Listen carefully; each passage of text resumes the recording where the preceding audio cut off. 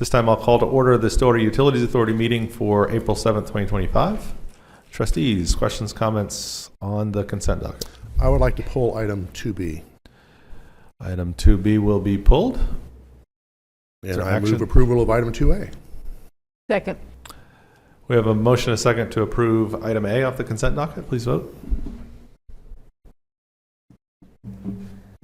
That item is approved with a vote of 5-0. Items removed from the consent docket. Trustee Clark. Well, I just lost my note. I'm not sure what happened to my note. Anyway, James Driscoll is here. He's going to talk a little bit about Senate Bill 3, which was passed by the Senate overwhelmingly, is now in 2 committees in the House, that would make it illegal to put the sludge from our waste treatment plant into the ground, and without having a whole bunch more processing done first. And we're about to spend $578,000 plus for equipment for that very purpose. And he's going to talk about that, why that's still a good decision, and about why, how we can use that equipment going forward if indeed we can't use it for the intended purpose now. Good evening, trustees. James Driscoll, Water Utilities Director. As Mr. Clark stated, Senate Bill 3 would reduce land application, we like to call it beneficial land application, of sewage sludge. It would reduce it 25% this year by September 1st, 50% in the following year, and 100% for the third year if it passes. And it's aimed at perfluoroalkyls and polyfluoroalkyls. You'll probably know them better as PFAS or PFOS. However, there's no limits. It just says any. On the water side, there are EPA set limits. On this bill, there are no limits. It flat says any, so all sewage sludge.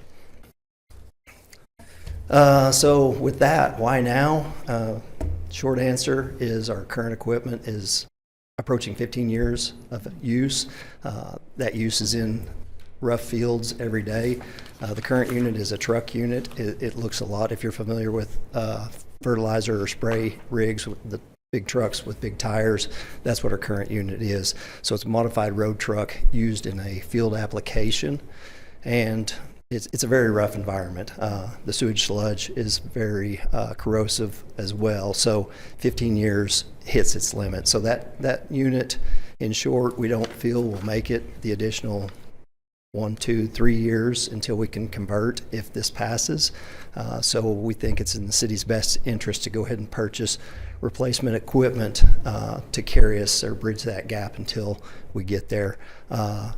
We did look at multiple options this year or for this replacement, and we decided to go with a tractor and trailer injection unit. It gives us flexibility. Instead of spending $500,000 on a dedicated sludge injection unit, most of that, I think 2/3-ish, is on the tractor itself. That tractor can be utilized for many other things other than sludge injection. The trailer unit itself would be the only piece, if this passes, that would go away eventually, and we can still sell it. There's a lot of agricultural uses, dairies, and other animal facilities can still inject their animal waste into the ground or broadcast spray it. All other states except Oklahoma, if this passes, in Maine, could also purchase that equipment to use to inject sludge in those states. It's just our state and Maine would be the only two. Some other uses we could use that tractor for.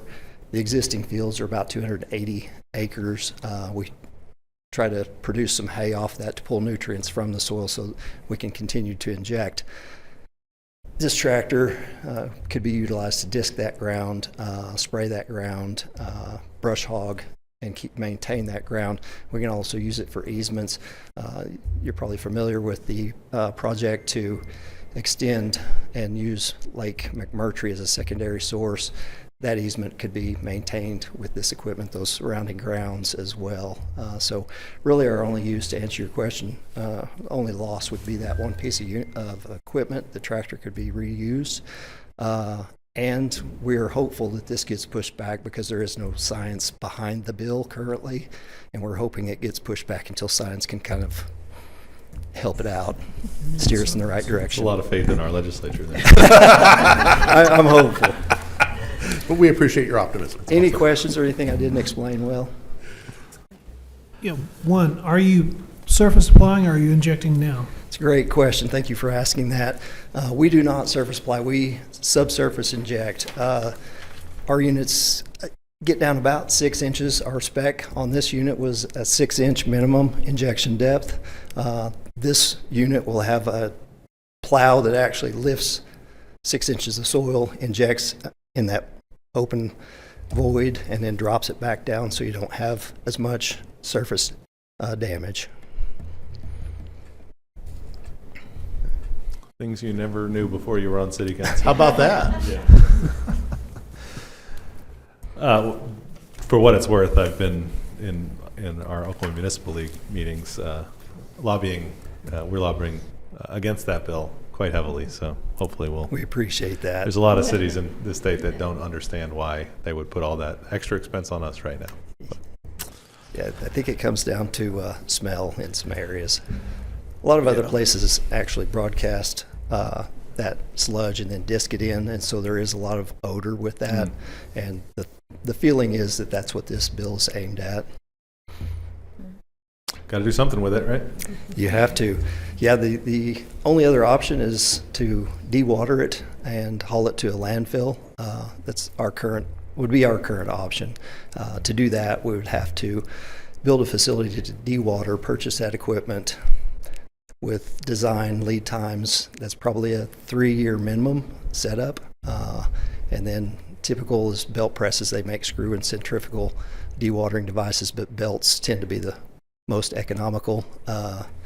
Once you dewater, you put it in a truck, haul it to the landfill. So basically, instead of putting it in our ground, we're going to take it to the landfill and put it in that ground, and that's acceptable. Or Can't we could imagine that incinerate facility is going to smell very what? good either. it. Or we could incinerate it. You can incinerate, but with the PFAS, the incineration temperatures to destroy that to where you don't just put it back into the atmosphere are above what most incinerators will do. So that's not a cost-effective. It is a solution, but not a cost-effective solution. And the dewatering creates a lot of odor. So for Stillwater, it may create more issues than it fixes for odor-wise. It is just proposed legislation, and so until it passes, our current application method is appropriate, and that's why he's recommending the purchase on the agenda. That's all. Trustees? Yes, I move approval of item 2B. Thank you. Second. We have a motion and a second to approve item 2B. Please vote. With a vote of 5-0, item 2B is approved. Any reports from the officers of the board?